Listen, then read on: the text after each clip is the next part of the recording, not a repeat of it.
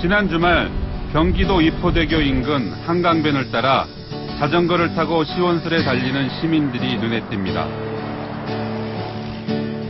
4대강 살리기 사업으로 조성한 자전거길이 큰 인기를 끌고 있는데요. 인천에서 출발했는데 여기 내려오면서 아주 환상적이네요. 정말 좋습니다. 이 길은 인천 아라뱃길에서 낙동강 을숙도까지 국토 종주가 가능한 길입니다. 자전거길 곳곳에 있는 인증 부스 안에는 많은 자전거족이 다녀간 흔적을 발견할 수 있습니다. 뭐 한강변까지는 아주 그래도 잘 돼 있는데 그 이유를 벗어나서 지금까지 이렇게 보면 그냥 길만 돼 있지 주변 경관이 좀 덜 돼 있는 점에서 그게 좀 계속 했으면 아쉬움이 있는 것 같아요. 공사기간 2년 반, 공사 구간이 총 1266km에 달하는 4대강 살리기 사업은 22조 원의 예산이 들어간 대형 토목 사업이었습니다. 4대강에 설치된 보는 모두 16개. 한강에 이포보, 여주보, 강천보, 금강에 백제보, 공주보, 세종보, 영산강에 죽산보, 승천보가 생겼고 낙동강엔 상류부터 상주보, 낙단보, 구미보, 칠곡보, 강정 고령보, 달성보, 합천 창녕보, 창녕 함안보 등 총 8개의 보가 만들어졌습니다. 4대강 살리기 사업의 핵심 내용은 홍수와 가뭄 피해 방지, 수질 개선과 생태 복원, 그리고 주민들을 위한 수변 공간 조성이었습니다. 6월 말 완공한 4대강 사업의 한강 구간을 배를 타고 둘러봤습니다.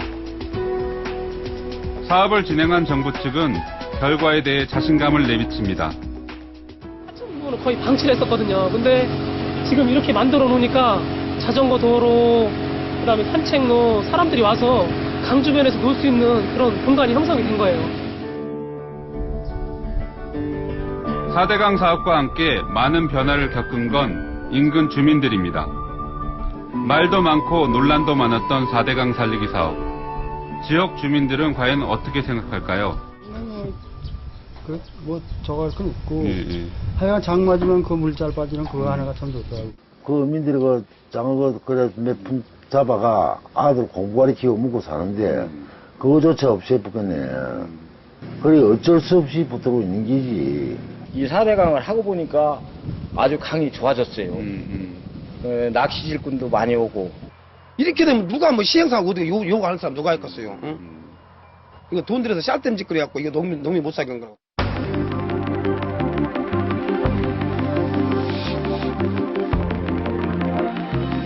(6월) 말 4대강 사업이 대부분 완료됐습니다.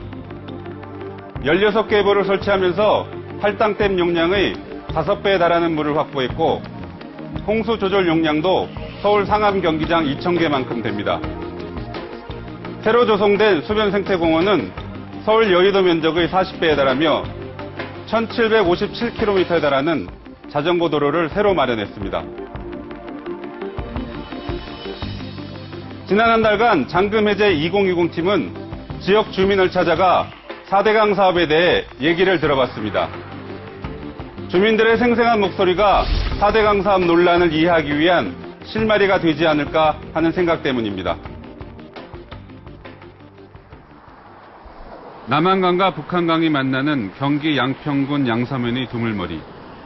한강 유역 4대강 살리기 사업 1공구지만 아직 착공조차 못하고 있습니다. 이곳에서 유기농 농사를 짓는 농민 4명의 반대에 부딪혔기 때문입니다.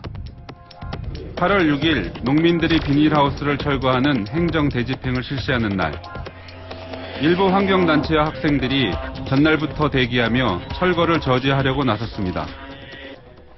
이날 오후 4대강에 반대해온 천주교 신부들과 전국에서 모인 1,500명의 신자들은 철거 반대 미사를 했습니다.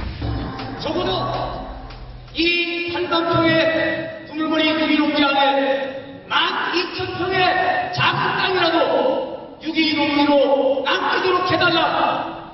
그러한 우리의 절실한 요구를 정부는 아직도 외면하고 있습니다. 귀농자가 대부분인 4명의 농민들은 10여 년 전부터 국가 소유의 하천 부지를 빌려 고추, 호박, 아욱 등을 유기농 재배해 왔습니다. 4대강 사업의 일환으로 이곳 하천 부지에 산책로와 수변 공원을 만들겠다고 하자 농민들은 유기농을 지켜야 한다며 반대에 나섰습니다.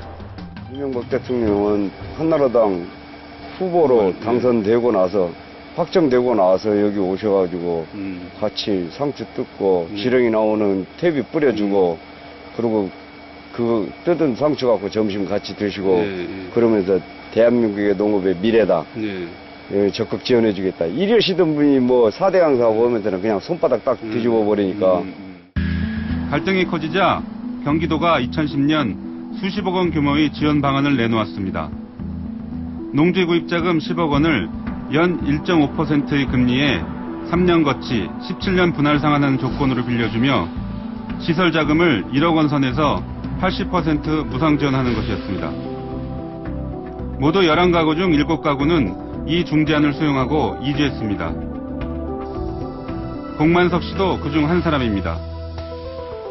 남은 4가구와 뜻은 같지만 어쨌든 농사는 지어야 한다는 생각이었다고 합니다.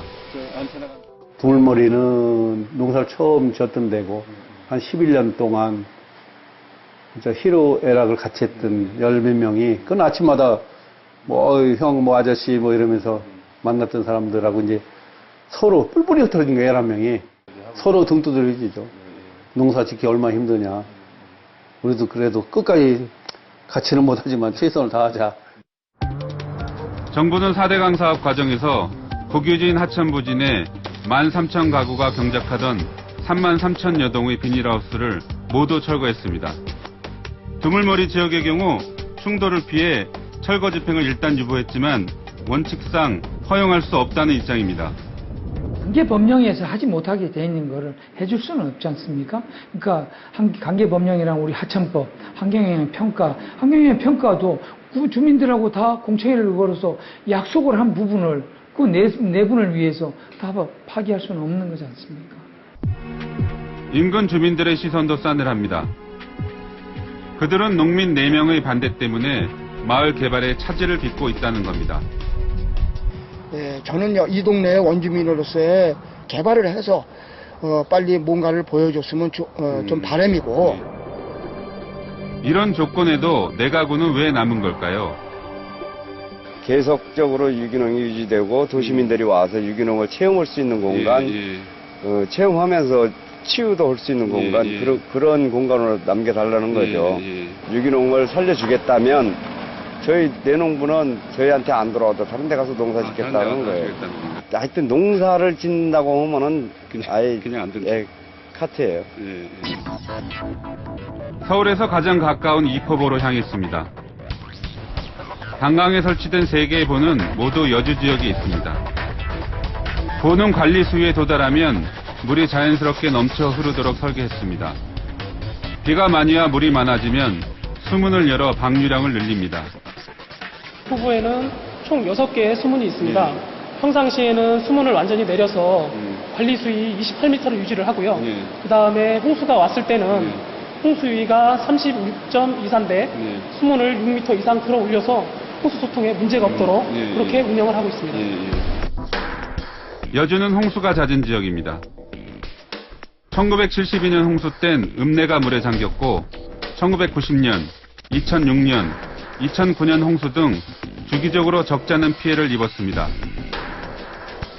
4대강 사업은 홍수 피해를 줄이는 데 도움이 됐을까? 주민들은 변화를 실감한다고 말합니다. 평폭을 넓혀놓고 깊이 파놓으니까는 그전 같았으면 쳐들어왔지. 넘었을까요? 넘었죠. 근데 최고 많이 들은 게 저 밑에 가면 그 작년에 흘렀던 흔적이 있는데 그 여기 요 바닥도 안 넘어 안 찼어요. 요 바닥도 안 찼어요. 요 앞에 있는 바닥. 요것도 물이 안 찼었어요. 작년에. 아주 그거는 아주 잘 홍수 예방은 제대로 됐어요. 물 빠짐이 좋지 않아 해마다 비 피해가 극심했다는 여주 양촌리. 비 많이 오고 그러면 한국 주민들이 다 대기하고 있었으니까. 지금 이제 그런 거는 그런 건 아예 없어요. 아예 없어요. 그거 큰 고민 없어진 거죠. 양촌리의 홍수 피해 걱정을 덜어준 것은 여의도 면적 3분의 2 규모의 여주 저류지 덕분입니다. 비닐하우스 받치던 곳을 7m 깊이로 준설해 만들었습니다. 비가 많이 왔을 때 마을에서 내려오던 물을 받아주는 것은 물론 강이 일정 수위를 넘으면 이곳으로 물이 흘러들도록 설계됐습니다. 그러나 여주 저류지 사업으로 뜻밖의 피해를 본 주민들도 있었습니다. 저류지 인근에 위치한 당산리 주민들은 겨울이면 비닐하우스 온도를 유지하기 위해 지하수를 퍼올려 비닐하우스 위에 뿌리는 수막 재배를 하고 있습니다. 주민 신경희 씨는 저류지 준설 사업이 시작되면서 지난해 초 농사를 망치고 말았다고 합니다. 지하수가 나오지 않았기 때문입니다. 여기 있잖아요, 이게 소공, 네, 소공이에요, 이게. 이게 있던 건데, 물이 안 나와서 저걸 판 거죠. 소공, 즉 작은 구멍을 통해 6m 깊이에서 퍼올리던 지하수가 나오지 않자 자비로 550만 원을 들여 지하 60m 깊이로 판 뒤에야 물을 길어 올릴 수 있었습니다. 지하수가 줄면서 피해를 입은 주민은 비닐하우스 농가뿐만이 아니었습니다. 대농갱이라 불리는 물고기를 양식하는 이정덕 씨. 동작회와 비슷한 이 물고기는 매운탕거리로 인기가 높습니다. 이게 저작년 꿀이거든요. 지금 작년에 물고기 있으니까 가지랑은 한 주나 이게 더 불러서. 예년 같으면 물고기로 가득 차 있어야 할 한쪽 양어장은 아예 방치돼 있습니다. 지난해 실내 양식장에서 키우던 치어 15만 마리가 한꺼번에 죽어버렸기 때문입니다. 양식장에 공급하던 지하수가 갑자기 고갈돼 물을 제때 공급하지 못했기 때문입니다. 손해가 막심해져. 2년 동안 이래저래 도와도 많이 못했지. 고기 죽어나갔지. 지하수를 끌어올리던 급수정은 저류지가 생기기 전까진 한 번도 마른 적이 없었다고 합니다. 마을 주민들은 저류지를 깊게 파는 바람에 지하수가 저류지로 흘러내리면서 피해가 발생했다고 주장하고 있습니다. 마을 주민들은 시공사에 피해 보상을 요구했습니다. 시공사는 모 대학에 피해에 관한 조사를 의뢰했습니다. 그 결과 저류지 공사의 영향을 받지 않았다며 보상을 거부했습니다. 당남리 거에 대해서 확인을 해보셨냐 했더니 몰라 어떻게 생긴 것도 그런 사람이 무슨 검사를 했다고 조사를 했다는 얘기야. 그래서 내가 이제 끝난 다음에 당신네 가자. 그때도 수위가 줄었으니까 거기 뭐 이 안에 다 나타나니까 일반으로 보면은 들어가서 보면 사다리가 다 있고 가자. 안 가요. 준설로 인한 지하수 고갈은 영산강 승천보 인근에서도 비슷하게 발생했습니다. 강 수위가 올라가면서 지하수가 다시 차오른 곳이 많지만 그 전에 받은 피해에 대한 보상은 여전히 논란거리가 되고 있습니다. 불쌍한 건 농민만 불쌍한 거지. 다 서로 책임 안 질라 그러는 거지. 반면 올가뭄에 4대강 공사덕을 톡톡히 본 지역도 있습니다. 4대강 살리기 사업으로 준설한 토사의 양은 4억 4,500만 세제곱미터, 서울 남산의 약 9배입니다. 정부는 강바닥에서 퍼낸 준설토로 농지를 높이는 농경지 리모델링 사업을 벌였습니다. 그중 한 곳인 경북 구미시 해평면. 사업 전보다 2m가 높아진 논 위에선 벼가 한창 자라고 있습니다. 주민들은 올 가뭄엔 물 걱정을 전혀 하지 않았다고 합니다. 4대강 하기 전에는 이 강물이 불과 100m도 이래 수위도 없고 강물이 복발이 조금 있었는데 지금 저 칠곡보를 막고 나니까 4대강을 하고 나서 물이 얼마나 좋습니까? 굉장히 많아진 거죠. 수심도 깊어지고. 깊고 물 흐름도 좋고. 물대는 불쾌는 하나도 없어요. 가뭄 올같이 심한 가뭄 때도 좋죠. 안 그러면 옛날 같으면 올같이 익히니까 막 물 때문에 싹하고 난리 난데 지금 그런 거. 양수장에서 나온 물이 잘 정비된 용수로로 흐르다가 언제든 논으로 들어갈 수 있게 간이 수문을 설치해 놓았습니다. 지금 이래 열잖아요. 이래 열면 논물을 아주 잘 되겠다 보지. 물이 많이 필요할 때는 많이 열고 물이 조금 덜 필요하면 이 좀 다 놓잖아요. 그래서 이 잘 되겠다고 보지. 강물이 많아진 데다 수로도 업그레이드 되면서 물을 쉽게 넣었다 뺐다 할 수 있게 돼 만족이라는 겁니다. 김해와 부산을 잇는 화명대교 부근 낙동강도 4대강 사업으로 준설을 많이 한 곳입니다. 이곳엔 물에 떠있는 임시 건물이 있습니다. 낙동강을 무대로 한 어민들의 작업터입니다. 박남영 씨는 이곳에서 50여 년 동안 장어, 붕어, 잉어 등을 잡으며 생계를 이어왔습니다. 하지만 4대강 사업 이후 어획량이 크게 줄어 걱정이 태산입니다. 헐물이 1년 반 동안 일을 하다 보니까 그 헐물이 가에 수수 조금 남았는데 헐물이 붙어보면 고기가 산란이 안 됩니다. 고기 산란이 왜냐면 고기 알이 풀에 갖다 붙여야 되는데 구성물로 거의 나온 게 그게 퇴직물이 풀에 붙었겠네. 알로 아무리 고기 몇 번 남은 게 풀에다가 알로 붙이려도 안 붙는 기라 안 붙으니까 이제 그런. 강바닥을 준설하며 물고기 서식지와 산란처를 뒤집어 놓는 바람에 어획량이 4분의 1 정도로 줄었다는 것입니다. 이 장어 같은 경우는 다른 고기 하면 더 민감합니다. 물에 대해서 되게 민감한 것이 장어 새끼가 바다에서 올라오는데 쓴 거 보고 올라오겠습니까? 4대강 사업하는 대로 장어 새끼도 안 올라와, 이제 강에. 거기 새끼가 올라와 커야 애매가 있는 기지. 해가 질 무렵 박 씨는 오랜만에 장어를 잡기 위해 강으로 나섭니다. 20여 분 뒤 구포대교에 다다르자 그는 미끼를 단 주낙을 내립니다. 추 역할을 하는 돌멩이를 날렵한 손놀림으로 묶습니다. 이 봐보소. 지금 장어만 시인데 장어만 애들이 하나도 없는데요, 보니까? 장어만 아무것도 주낙을 놓은 지 2시간이 지난 밤 10시 반.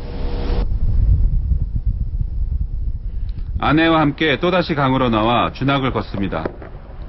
그런데 한참 동안 주낙을 당겨도 빈 바늘뿐입니다. 예전엔 이렇게 나오면 보통 몇 마리 정도 잡혔었어요? 이렇게 하면 15마리, 20마리 정도? 주낙을 끌어올린 지 1시간 반 만에 겨우 장어 1마리가 올라옵니다.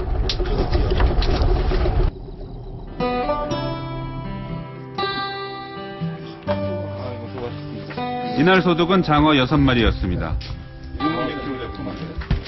무게를 달아보니 1.7kg입니다.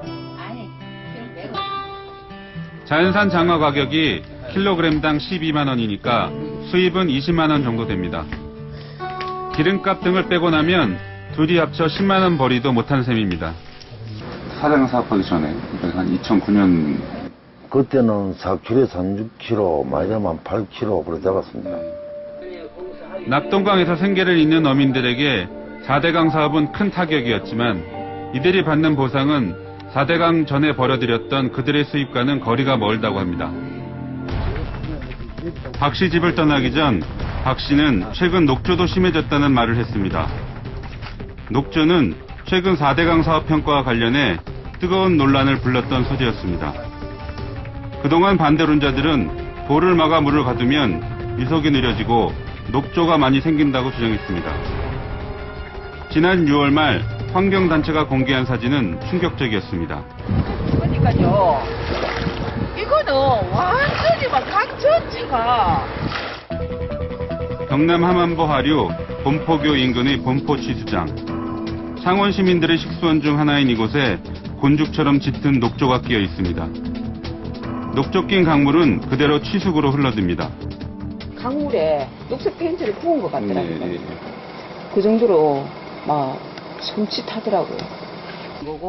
요거는 이는 보 때문이라고 주장합니다. 그러니까 소위 얘기 보가 딱 만들어져 가지고 이제 오염원이 어떻게 딱 들어오고 나면 그 다음에는 어찌할 수가 없는 겁니다. 보가 계속 이렇게 가운데 되어 있으니까. 그리고 오염은 계속해서 안에서 축적될 수밖에 없는 상황. 이런 속에서 이 녹조 문제는 이제 그런 속에서 저희는 발생했다고 보는 거죠. 녹조 발생 사흘 뒤 환경단체는 취수구 인근에서 채취한 물의 수질을 검사했습니다. 질소와 인이 기준치를 훨씬 초과했다는 결과가 나왔습니다. 그러나 환경부는 수질이 오히려 나아졌다고 말해왔습니다. 녹조를 나타내는 클로로필 AA 수치는 4대강 사업 전인 2007년부터 2009년의 평균보다 더 좋아졌다는 겁니다. 환경단체는 취수장 부근 수질 검사를 위해 다시 현장을 찾았습니다. 환경부가 수질 측정을 강 복판에서 하는데 환경단체는 취수구 앞에서 해야 한다고 주장합니다. 그러나 수자원공사 경남지역 본부 관계자는 이 녹조가 일시적 현상에 불과하고 과거에도 녹조는 적지 않았다고 합니다. 수만 나타날 수 있는 사항은 아니고요. 그런 조건, 아까 조금 전에 말씀드린 것처럼 녹조가 발생할 수 있는 수온이 높아지고, 그리고 올해 104년 만에 가뭄이 이렇게 와가지고 이런 상황이 되면 어디든지 발생할 수 있는 그런 상황이라고 저희 판단이 듭니다. 최근 경북 달성, 구미 등 낙동강 중성류에도 녹조가 번지고 있어 4대강보가 녹조의 주요 원인인지에 대한 논란은 더욱 거세질 것으로 보입니다. 영산강에는 죽산보와 승천보가 세워졌습니다. 영산강 4대강 사업은 다른 강과 달리 야당도 큰 이견이 없을 정도로 주민들의 호응을 받았습니다. 2, 3년 만에 한 번꼴로 침수 피해를 당했다는 구진포 인근 마을. 마을 회관에 모인 동네 주민을 찾았습니다. 노는 침수가 다 돼버려. 여기 앞에 있는 논은 다 돼버렸죠. 근데 이제 요거 앞에 논이 없지. 4대강 사업을 하고 나서는. 그러지만은 여기 논 앞에 4대강 사업 하기 전에는 여기 앞에 논은 여기 끄지게 놓고 저거 들판에 있는 논도 침수돼버리지. 그런데 4대강 사업 때문에 오히려 침수 피해를 입었다는 곳도 있었습니다. 비닐하우스에 들어가자 바닥에 물이 흥건합니다. 물에 약한 고추의 뿌리는 이미 썩었습니다. 4대강 사업으로 영산강 수위가 과거보다 올라가자 저지대인 이곳에선 비가 조금만 와도 물이 빠지지 않아 빚어진 일입니다. 물이 딱 이거 맞기 전에는 한 600m 빠지는데 5분에서 10분만 빠지는데 지금 2시간, 3시간씩 다 무시하겠어 보니까 당연히 이게 잘못된 거예요. 당연히. 이거 하느님이 하는 일이라 이러도 뭐고 저러도 뭐고 이건 막말 인재가 만드는 게다 이 말이야 이것이. 자연적인 재해가 아니라 여기서 인재라니까 인재. 소개 못한 내용이 많지만 취재진이 4대강 유역에서 만난 많은 주민들은 다양한 목소리를 들려줬습니다. 4대강 사업의 홍수와 가뭄 예방에 대해선 비교적 긍정적 반응이었습니다. 자전거 도로에는 호평이 잇따랐습니다. 그러나 수질과 생태 문제에 대해선 의문을 제기하는 반응이 많았습니다. 또 예기치 못한 피해를 입었다는 주민도 종종 있었습니다. 4대강 사업이 대부분 끝났다 해도 결국 사업의 성패는 지금까지 드러난 효과를 극대화하고 부작용을 최소화하는 관리의 적절성에 달려 있습니다.